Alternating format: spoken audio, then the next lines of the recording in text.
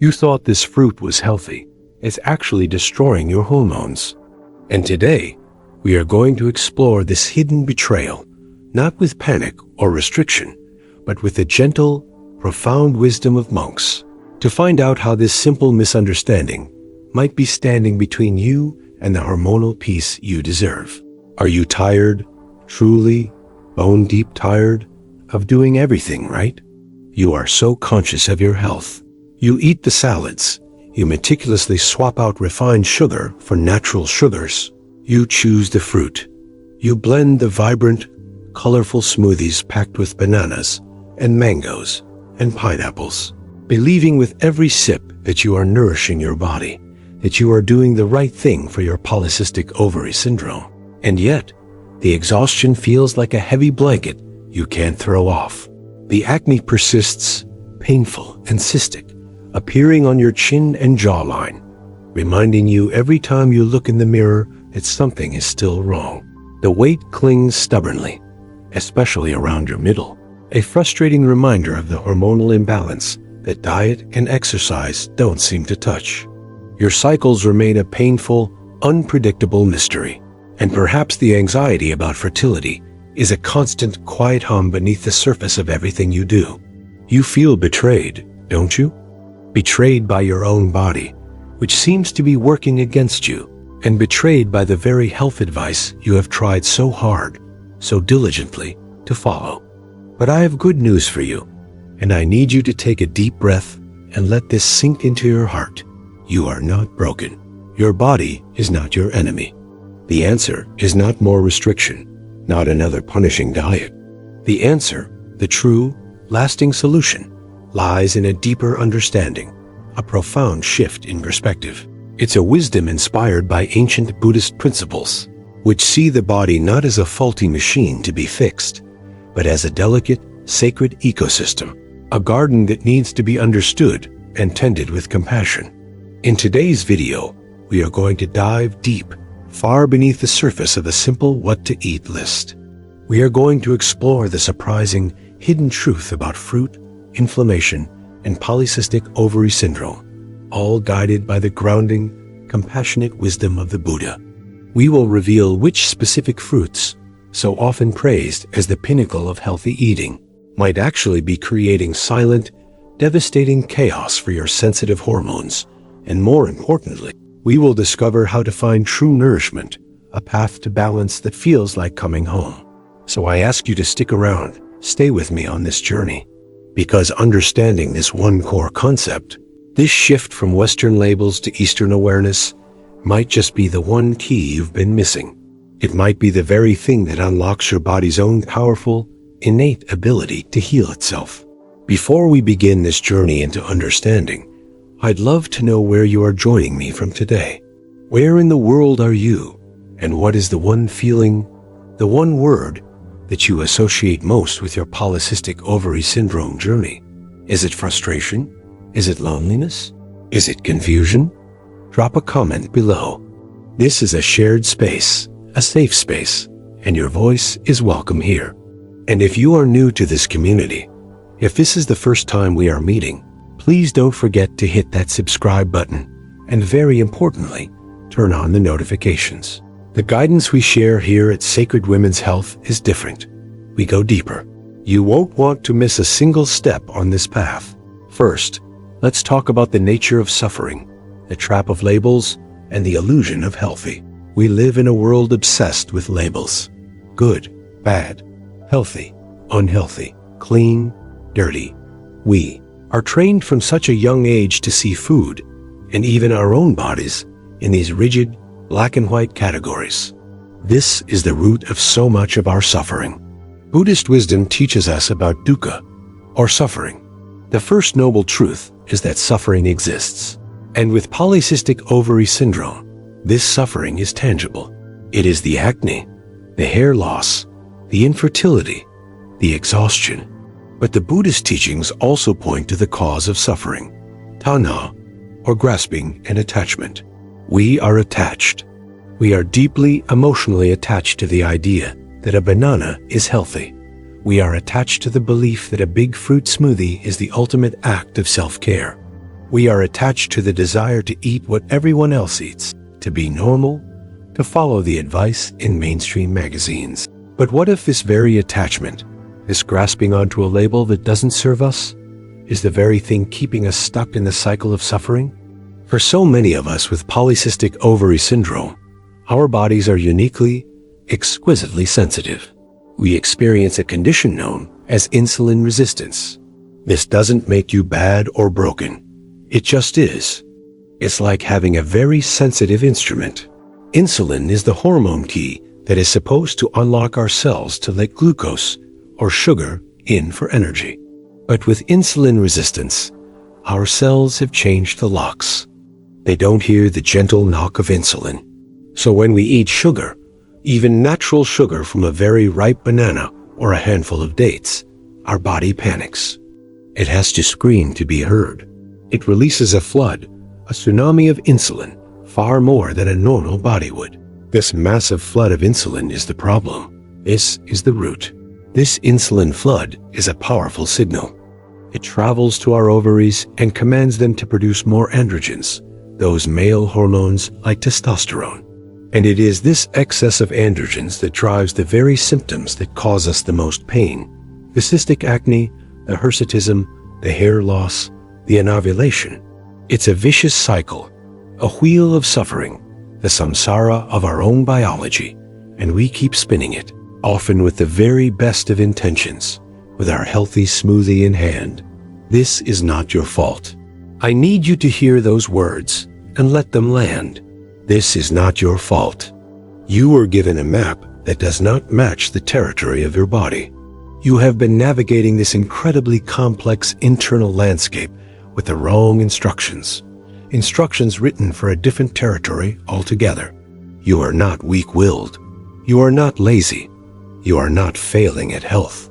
You are a sensitive person trying to find your way in a world that doesn't understand your body's unique language. And you are so far from being alone in this. Millions of women, your sisters, are walking this exact path right now, feeling this same deep confusion, this same frustration, this same sense of betrayal. We are a quiet, global community of sensitive souls, and we are all learning together how to finally stop and listen, perhaps for the very first time, to what our bodies are truly, desperately trying to tell us. This space, this channel, is here to be a sanctuary for you. It is here to hold you as you learn this new language, to offer a safe harbor from the storm of conflicting advice, and to remind you of your own innate wisdom. So, what is this healthy food? This fruit that we've been told is nature's perfect candy, but maybe the very thing fueling this fire. We are not talking about one single poison. This isn't about fear. This is about awareness. We are talking about the high sugar, low fiber, high glycemic fruits, especially when they are consumed in large quantities, in concentrated forms, or, most critically, alone. Think about the modern banana. It has been cultivated for sweetness. It is vastly different from its wild ancestor. It's a packet of sugar. Think about mangoes, pineapples, grapes, cherries. Delicious, yes, but for an insulin-resistant body, they are like a surge of pure sugar. And even more so, we are talking about the processed forms. The fruit juices, the cold-pressed juices that remove all the fiber. The dried fruits like dates, raisins, and figs, which are just concentrated sugar bombs. And the smoothie, that morning smoothie, which you so carefully craft with a banana for creaminess, a cup of mango for sweetness, maybe some pineapple for tongue. That is perhaps the single biggest sugar influx of your entire day. It's a liquid, which means it bypasses much of the digestive process, hitting your bloodstream in a massive, rapid spike. For your body, this is an emergency. It triggers that insulin tsunami. It sets off the androgen cascade. It fuels inflammation. That virtuous feeling smoothie might be the very thing setting you up for cravings, energy crashes, and hormonal chaos for the rest of the day. But can eating a simple piece of fruit, something from the earth, really be so destructive? Can it? It feels wrong, doesn't it? It feels like it goes against everything we've been taught about natural eating. The truth, spoken with the clarity and compassion of a monk, is that natural does not always mean optimal for a body that is in a state of imbalance. A poison ivy plant is 100% natural, but you would not rub it on your skin. A rattlesnake is natural, but you would not invite it into your home. We must, with compassion, move past these simplistic labels and into the realm of mindful awareness. This is the first Buddhist principle we must embody, sati, or mindfulness. A monk does not label the rice he eats as good or bad. He sees it simply as rice. He is mindful. He is aware of the texture, the taste, the temperature, and he is aware of how his body feels after he eats it. This is the profound shift we are invited to make.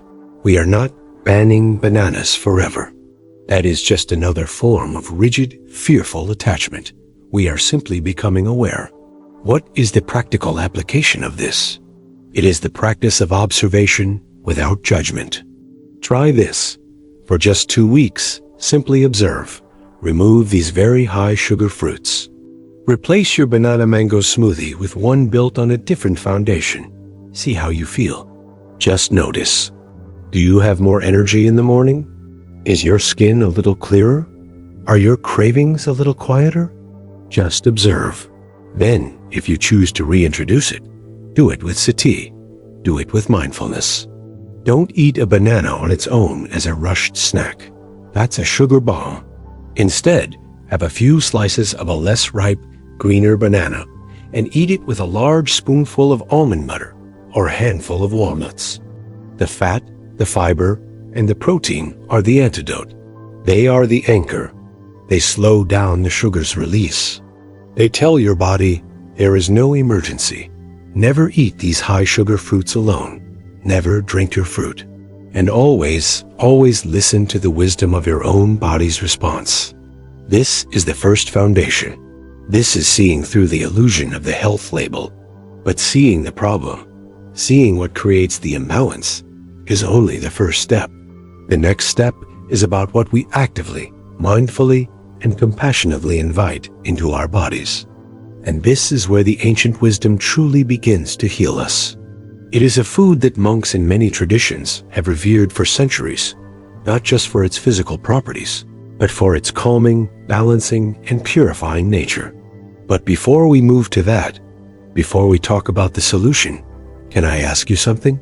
Can I ask you to pause with me for a moment?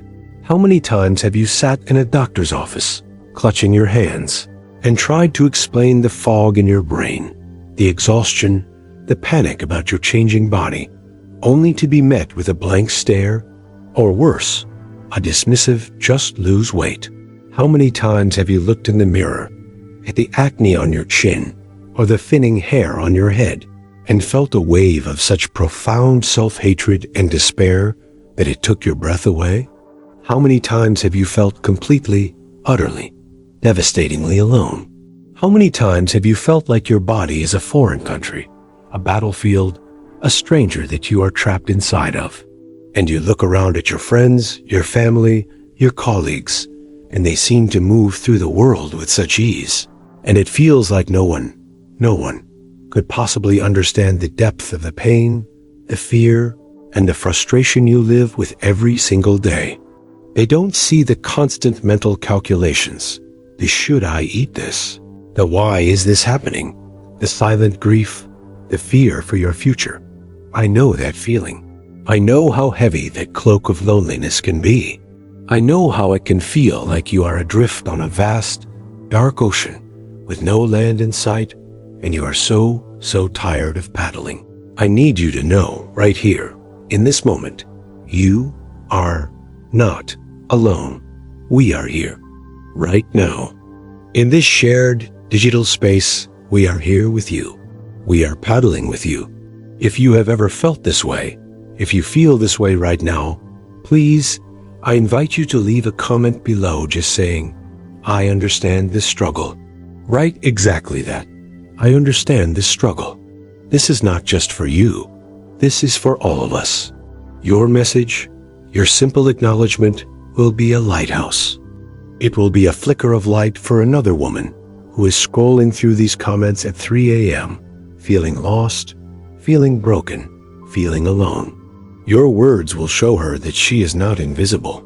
Your words will remind her that she is part of a community. Let's build that light for each other. Let's show the world and each other the power of our shared understanding. And if this message, if this feeling of connection is resonating with you, if you are feeling even a small flicker of that hope, that recognition, please take just 1 second to hit the like button. It's a small click, but it helps this message of hope and understanding reach so many more women who are out there, feeling alone and searching for answers. It lets me know that we are on the right path together. Now, let's talk about the antidote. Let's talk about compassion. If the high-sugar fruits, eaten unconsciously, are like throwing gasoline on the fire of inflammation, what is the water? What is the cooling balm? This is where we introduce the second Buddhist principle, karuna or compassion. We must learn to treat our bodies, not with aggression, not with more restriction and fighting, but with profound and active compassion. This means inviting in foods that soothe, foods that calm, foods that nourish without demanding a violent hormonal response. And in the world of fruit, this is clear. We are talking about the low-sugar, high-fiber, antioxidant-rich fruits. We are talking about the berries, raspberries, blueberries, blackberries, strawberries. These are the true gifts of the earth for a body with polycystic ovary syndrome. Why? The difference is profound. They are packed, overflowing with fiber. That fiber is everything. It acts like a protective net, a loving embrace for the small amount of sugar they contain. It ensures that sugar is released slowly, gently, like a peaceful flowing river, not a crashing tsunami. There is no panic. There is no insulin surge. This fiber also feeds the good bacteria in your gut, your microbiome, which we now know is the cornerstone of your entire hormonal system. A healthy gut is the root of a healthy hormonal system. And then there are the antioxidants, those deep, rich blues and purples and reds. Those are phytonutrients, and they are pure anti-inflammatory magic. They are your body's compassionate response team. They go directly to the sites of inflammation, the fires that the sugar and stress have lit, and they calm them. They cool them. They heal. Can a simple handful of berries every day really make a difference against something as complex and overwhelming as polycystic ovary syndrome? It seems too simple, doesn't it? Our Western minds, trained in complexity, want a complicated pill, an expensive protocol. But this is the beauty of ancient wisdom. It is almost always simple. It is almost always found in the consistent daily practice. Monks have sustained themselves on simple, whole foods for millennia. They understand that vibrant health is not built on complex, processed health foods, but on the steady, consistent, mindful inclusion of simple, pure ingredients from the earth. So yes, a handful of berries, eaten with intention, every single day, can and will fundamentally shift your body's inflammatory baseline and support your hormonal health. The practical application? This is where your practice of compassion becomes tangible. Instead of that banana mango smoothie that starts your day with a sugar-fueled panic, your new morning ritual is a smoothie built on compassion, a cup of frozen mixed berries, a large handful of spinach, a healthy scoop of avocado, or a spoonful of chia seeds for fat and fiber, a high-quality, unsweetened protein powder. You are starting your day by telling your body, I am listening. I am here for you. I will nourish you, not attack you. Have a small bowl of berries with a dollop of unsweetened coconut yogurt for a snack. Eat them. Savor them. Be mindful. This is not a diet. This is a daily act of metta, of loving kindness directed at yourself. This is a profound healing shift, moving from unconscious harm to conscious, active compassion. But there is another piece. We have talked about the food, but there is another piece of this puzzle, one that monks understand more deeply than anyone. That has almost nothing to do with what is on your plate, and everything to do with what is in your mind. We can eat all the berries and avocados in the world, but if we do not address this one thing, we will remain trapped in the cycle of suffering. The final, and truly the most crucial piece of ancient wisdom we must integrate today is the principle of anicca, or impermanence, and its relationship to our mind. Anicca teaches us that everything changes. Everything is in flux. Your symptoms are not a permanent, fixed identity.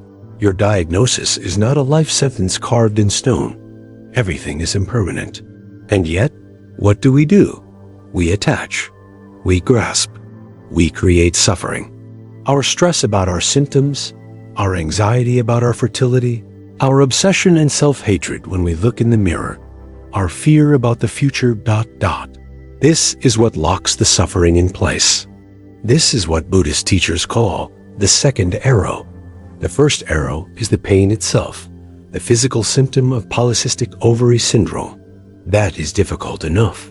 But then we shoot ourselves with a second arrow, the arrow of our reaction to the pain. The why me, the this is terrible, the it will never get better. This second arrow, this mental and emotional suffering, is what truly destroys our hormones. When you are stressed, when your mind is in that state of chronic anxiety, panic, and fear, your body believes it is in mortal danger. It believes a tiger is chasing you. It doesn't know the difference between a stressful thought and a real-life threat. So it releases cortisol. Cortisol is the stress hormone, the fight or flight hormone. And what is the first thing cortisol does to prepare you to fight a tiger? It floods your body with sugar. It takes it from your muscles and your liver and dumps it into your bloodstream, so you have instant energy to run. Now, think about what we've learned. What does a flood of sugar do to your insulin-resistant body? It triggers the tsunami. It triggers the insulin surge, which triggers the androgen production, which triggers the inflammation, which triggers the symptoms, which makes you more stressed. Do you see the cycle? Your stress is creating the exact same hormonal cascade as that high-sugar smoothie. You can have the most perfect polycystic ovary syndrome diet on the planet, but if your mind is in a state of constant, panicked, cortisol-fueled war, your body will be too. Now, are we saying that your thoughts are destroying your hormones? That this is all in your head? It can feel, when you first hear this, like blaming the victim. Great, now I'm stressed about being stressed. But this is the opposite. This is not blame. This is the ultimate, most profound empowerment. It means you have a tool right now, in this very moment, that is more powerful than any food, any supplement, any pill. You have your breath. You have your awareness. Buddhist monks have known this for 2,500 years. The mind and the body are not separate entities. They are one interconnected system. You cannot heal one without healing the other. Recognizing the power of your stress response is not a blame game. It is the revelation of your most powerful key to freedom. The practical application? We practice mindfulness, not as a fluffy, nice-to-do luxury, but as a core, non-negotiable medical necessity for hormonal health, as vital as any food. We practice anapanasati, mindfulness of breathing. When you feel the panic rising, when you feel the craving for sugar, when you feel the wave of self-hatred in the mirror, your job is not to fight the thought. Your job is not to think positive. Your job is simply to stop, to pause, to bring your awareness with gentle kindness to the feeling of your breath. You do not try to stop the thoughts. You simply observe them as if they are clouds passing in the sky. You acknowledge them. Ah, there is fear. I see you. There is sadness. I feel you. And you anchor yourself to the breath. You place one hand on your heart and one on your belly. You come back to the present moment, the only moment that exists. This practice, done for just 5 minutes every morning, or in those moments of peak stress, is not passive. It is an active biological intervention. It sends a powerful signal to your nervous system, your HPA axis, that says, "You are safe. The tiger is not here. You can stand down." This practice, this simple act of mindful breathing, will lower your cortisol more effectively than any supplement. It breaks the devastating stress sugar insulin androgen cycle. It stills the chaotic waters. This truly is the deepest act of hormonal healing. Do you see it now? Do you see the journey we have taken? We started with the confusing betrayal of a healthy fruit, a banana. But the fruit was never the real enemy. It was never the villain. It was just a teacher. It was a mirror, reflecting back to us our unconscious habits, our attachments to labels, our lack of true, embodied compassion, and our minds, which have been running wild with stress and fear. The journey to healing polycystic ovary syndrome, this path guided by ancient wisdom, is not about finding a perfect, rigid list of good and bad foods. That is just another trap, another form of attachment. The true journey is about coming home to your own body. It is about learning to listen to its unique language. It is about using mindfulness as your guide, compassion as your medicine, and your breath as your anchor. This journey with polycystic ovary syndrome is not a curse. It is not a punishment.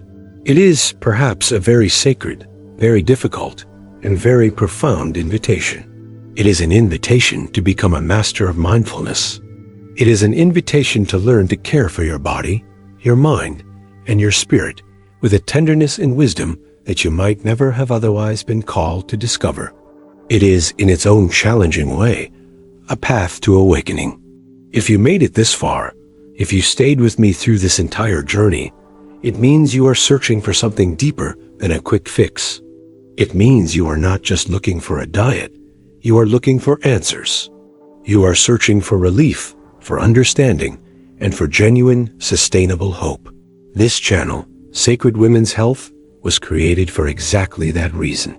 It was created to be a sanctuary, a refuge, a place to help you understand your body not as an enemy to be conquered, but as a wise and sacred teacher. We are here to help you regain a sense of control and balance, not through force or restriction, but through deep understanding, and to help you find solutions that actually work, because they honor the whole, you, your mind, your body, and your spirit. You are not alone here. Please, take a deep breath and feel the truth of that. Look at the community we are building in the comments. We are building a safe space, a digital monastery, a circle of sisters, where women just like you, women who understand, can find support, validation, and real, compassionate information that makes a profound difference. You are a part of this community now. You belong here. If this is the kind of guidance you have been looking for, if you are ready to stop fighting and start listening, if you are ready to walk this path of compassionate healing, I invite you to subscribe now and turn on the notifications. Every video we create is another step on that path, another hand to hold, another reminder that you are not broken, and that healing is possible. Every video is a step toward a calmer, more balanced, healthier, and happier you.